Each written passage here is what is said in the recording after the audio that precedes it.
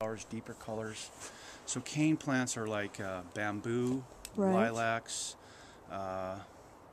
Those are two good examples. So bamboo, like as it ages, the older ones, they will tend to die off and get weak, or get weak. So you cut the older ones off, and now you get a lot of new lush growth. Oh, you know? I see. Same with lilacs. As lilacs age, the older canes put out less flowers, less dramatic displays. You cut out the old one, you're going to get a flush of new growth that has a lot of flowers. So with this being an older plant, we need to trim it so it will... Yeah, but with okay, roses are also in the cane family in general, but trailing climbing roses, you generally are going to keep the original cane there. Right. Otherwise, it's going to get too small. Yeah, you know, right. Unless it's an extremely vigorous rose, you're going to lose too much of it. So, like here's a new cane here coming up. Okay. Oh yeah. All right. Now, so, but it's probably not enough to replace this one. But as I more and more look at it, you know, it maybe almost could. Yeah, right. The other thing to be wary about with roses is that as fruit trees are grafted, roses are all grafted too. And the rootstock on a rose, well, let's look at it this way. The rootstock on a rose is very specifically chosen for its hardiness in your area.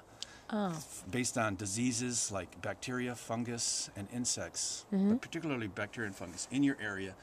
They choose rootstock that will withstand most of the problems in your area. Then on the top of that graft, the graft is down in here. You can't even see it. This has been actually planted too deep, and it's rotting out a little bit down there.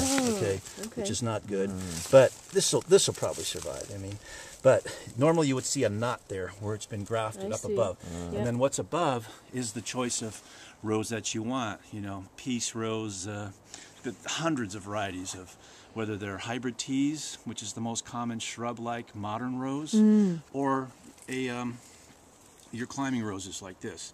But the reason I'm pointing this out is that if you start to see suckers coming out from the bottom here, it means it's growing off the roots, and you want to cut those off. Oh. Okay, so unfortunately, we don't really see the graft. Well, you know what? Unless this is the graft here.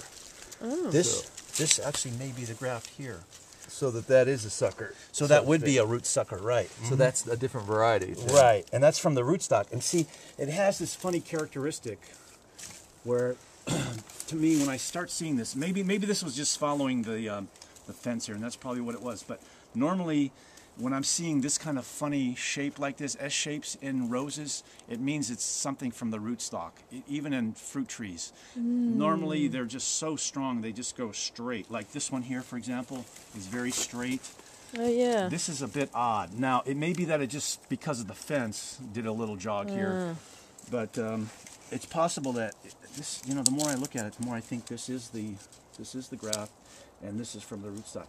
What I would say is just check this out in the spring when it blooms, spring and summer when it blooms, and if it's probably going to be a different color rose. Now, if you like it and it's producing, great. If it's not something you like or it's not producing much, then you would cut it out there and just saw it I out see. there.